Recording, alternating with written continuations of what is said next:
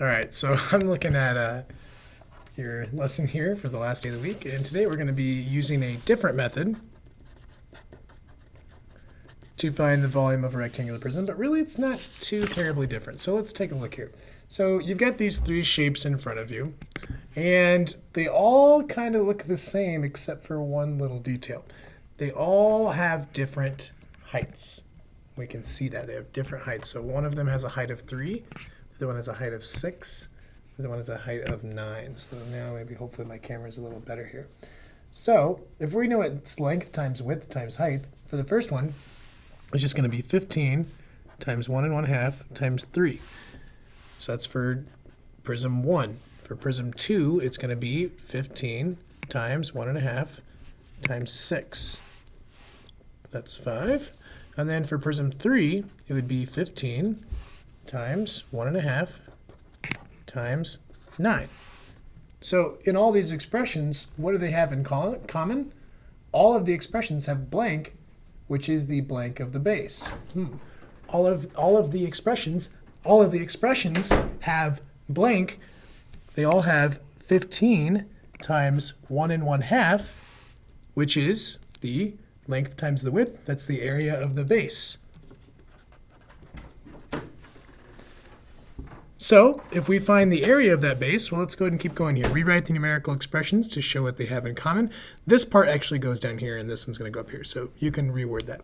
So we need to think 15 times 1 1/2. That's all I have to figure out.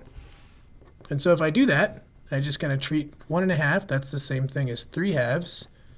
So this would be 45 over 2. And if that just means 45 divided by 2, so I might have to actually do that one to figure it out.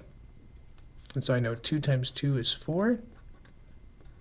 2 times what is 5? 2 times 2 is 4. Almost gets us there.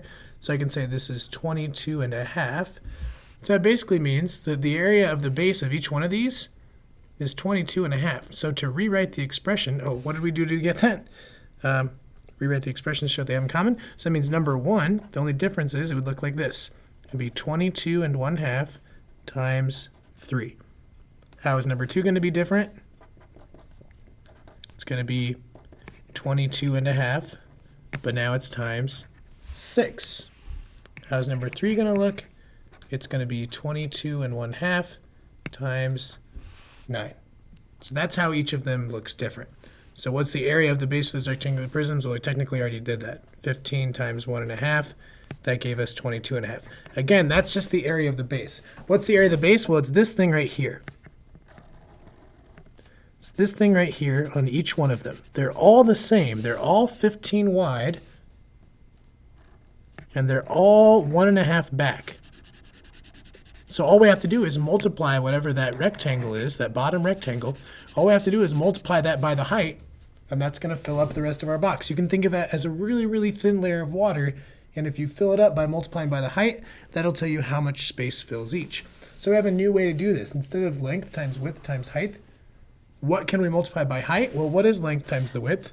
That's the area of the base. We just multiply that by the height, and that's what we get. So let's go ahead and take a look at one example together. So here's one example right here. Base of a rectangular prism has an area of 3 1/4. Remember, we have this new formula we can use. Volume equals area of the base times the height. We know both of those things in this problem. We're told the area of the base, or capital A times h, the area of the base is 3 1/4 inches squared, times the height of the prism, which is 2 1/2 regular inches. So already, inches squared times inches, that's going to be inches cubed. Now I just have to multiply these awful numbers together. So I need to change them into improper fractions.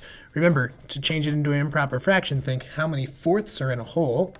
There's obviously 12 fourths, but then we need to add that extra 1/4, so it'd be 13 fourths times, what's 2 1/2? It's 5 halves by kind of the same reasoning. So 2, I can show you how I did that. I know 2, this would be 4 halves plus 1/2. Okay, so that's how I get 5 halves. So I just multiply straight across. The volume must be 4 times 2 is 8. 13 times 5, that would be 65. And now I can probably make this a better number, but really that's all we need to do to work with that. If it asks us to divide it and make it smaller, we can, but we don't have to.